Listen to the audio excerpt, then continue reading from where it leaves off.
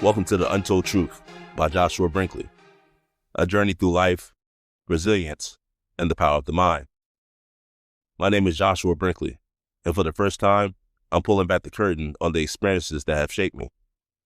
From my childhood in Richmond, to navigating middle school and high school, to the adversity that built the man who I am today. On this podcast, we're diving into the story behind the story. You'll hear about my early years, the challenges I faced growing up, and the moments that test my character long before adulthood ever did. We'll talk about my basketball career, the passion, the discipline, the setbacks, and the lessons that the game taught me that I still carry to this very day. And then we'll go deeper. We'll explore psychology, how the mind can work for you or against you, how our thoughts can shape our reality, how trauma, pressure, and self-doubt can hold us back, and how we can rewire ourselves to break through. I'll share real moments, the good, the bad, and the ugly. Times when life wasn't pretty, times when I struggled, times when I made mistakes and had to rebuild. From my short stint of incarceration, to fighting through a misdemeanor charge, to learning who I was and who I wanted to become. And we won't stop there. We'll talk about becoming a business owner, building Richmond Therapeutic Health Services Incorporation, and the trials, failures, and victories that came with entrepreneurship. I'll share the strategies, the mindset, and the gritty reality behind building something from the ground up. This podcast is more than my biography. It's a blueprint. Every story, lesson, and reflection is designed to help someone else. Someone facing adversity, someone trying to find purpose, someone rebuilding, someone chasing greatness but battling the weight of life at the same time. If you've ever faced hardship, if you've ever fallen and had to get back up, if you want to understand your mind and unlock the strongest version of yourself, then you're in the right place. This is my story, but more importantly, this is the story that might change yours. Welcome to the Untold Truth by Joshua Brinkley. Let's get started. Origins, the untold truth about my childhood. Before the businesses, before the success, before the lessons and the mindset, there was a kid growing up in Richmond, Virginia, trying to make sense of a world that didn't always make sense around him. My name is Joshua Brinkley, and today I'm going all the way back to the beginning. The untold truth about my childhood, my family, and the foundation that shaped who I would eventually become. I was born on April 4th, 1991, at MCV, now known as VCU Medical Center in Richmond, Virginia. And like a lot of people, I don't remember much from 0 to 5. But I do remember the environment. I remember the energy. And the truth is, it wasn't peaceful. My parents fought. They fought a lot. And as a kid, I never needed anyone to explain it to me. Because when a child walks in from school and sees holes in the wall, you already know what happened. My dad had a temper, and the walls often paid the price. At night, I would hear them arguing, yelling, and going back and forth. My coping mechanism, even as a kid, was to tune it out. School became my escape. School felt normal compared to home. There's one memory, one dream that always stayed with me. It was the last dream I remember having before my parents divorced. They divorced when I was 7. In the dream, I was surrounded by fire, and I was burning. And all I could hear was my mom and my dad yelling at each other. That was the night something in me shut down. The dream stopped, and childhood didn't feel like childhood anymore. After the divorce, my dad became someone who I saw maybe once or twice a month. Sometimes I will go with him on plumbing jobs. Sometimes we run around town getting things done. But even in those limited moments, he planted seeds in me that are still a part of who I am today. From my dad, I learned to be a hustler. Don't let anyone put their hands on you. And above all, be a man of your word. And that stuck with me. Till this day, if I say I'm going to do something, I'm going to do it. No excuses, no second guessing. From my mom, I learned a completely different side of life. Put God first, treat others the way you want to be treated, respect women, and stand firm in your values. My mom became my mother and my father after the divorce. She held everything together. And she raised me on principles I still live by as a 34-year-old CEO running a mental health and substance abuse agency.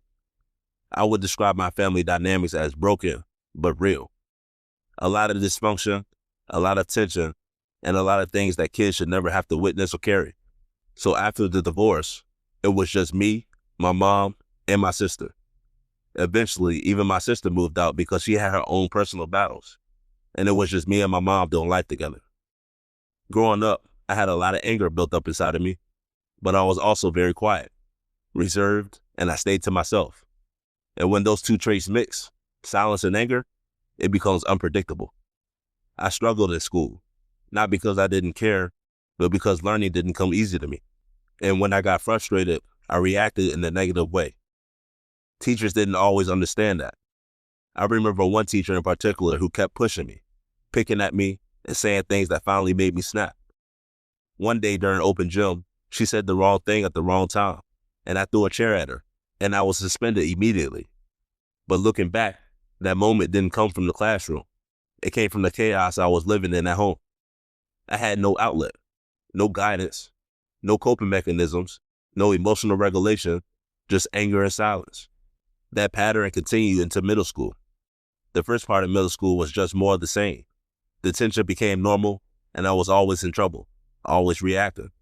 But I did learn from each situation, slowly. Each time I got in trouble, I heard myself saying, "Josh, don't do that again. That's not the move." Still, the emotions were hard to control. By 6th grade, I was already 5'9" or 5'10", a big kid, but still a kid. And believe it or not, even at that size, I had a bully. His name was Matt. I can't remember his last name. I still remember his face though. I even saw him recently at Gold's Show.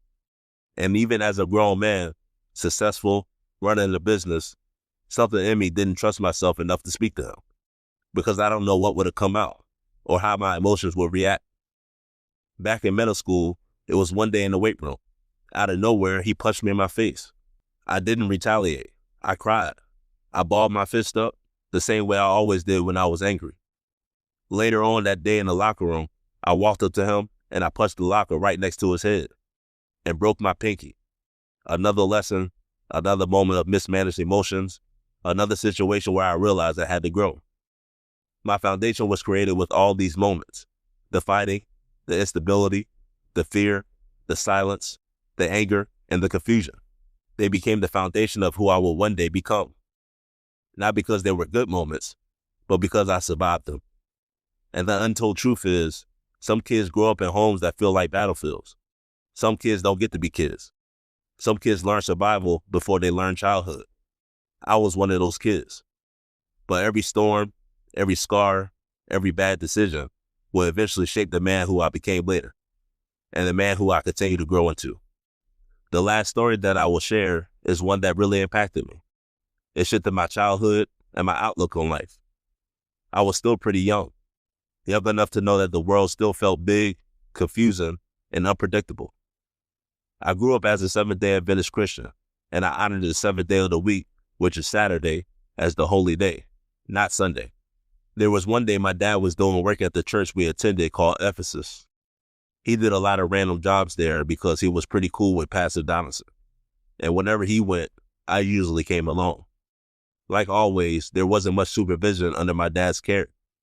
He would focus on his work, and I would wander around the hallways, the classrooms, or empty spaces of the building, just waiting for the day to finish.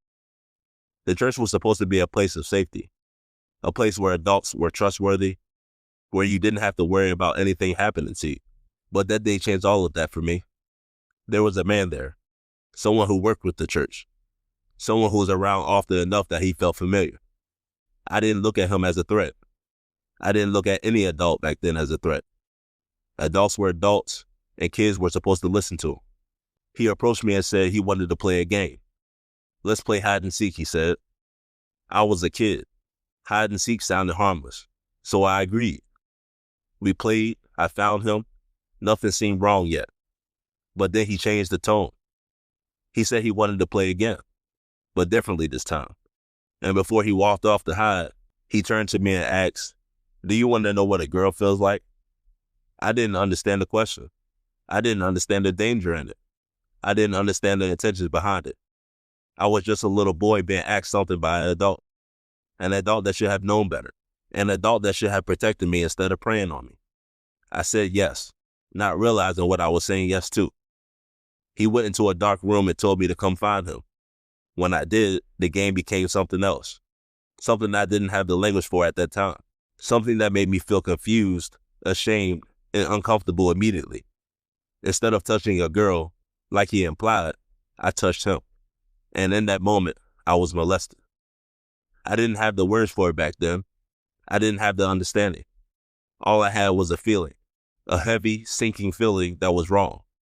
This wasn't what a child was supposed to experience, especially in a place that called itself holy. I remember the room. I remember the silence afterwards. I remember how quickly he switched back to being normal, like nothing ever happened. And I remember walking out of that room feeling smaller, feeling like something had been taken from me that I didn't even know I had. I didn't tell my dad. I didn't tell my mom. I didn't tell anyone. Part of me didn't know how to. Part of me was scared. Part of me believed that if I said something, I would somehow be the one blamed. That's how kids think when something traumatic happens to them. They turn the pain inward. But it stayed with me until I was about 27, which is when I finally told my mom, my dad, and my sister. It stayed with me for all those years. Not in a loud way, in a quiet way. A way that showed up later in my anger, in my silence, and in my distrust of other people. But most of all, it stayed with me as a reminder. Children need protection. Children deserve safety. Children shouldn't carry secrets like this alone. I wish that experience on no one. No child deserves to be put in that position, especially by someone who was supposed to be a guardian, not a predator. Harrison Hutchinson. As I tell this story today, I hope this message somehow finds its way to you. I just want you to know that you didn't break me. You only made me stronger. This is a part of my untold truth, a part of the story that have shaped me, not because I wanted it to, but because it forced me to grow up faster than I should have. And it's one of the reasons I tell my story now, because silence protects the wrong people and speaking helps the right ones heal. This was my beginning. This was my origin story. This was the foundation of the untold truth. In the next episode, I'll talk about the next phase, discovering basketball, finding identity, and how sports became the first tool that helped me channel emotions into something productive rather than destructive.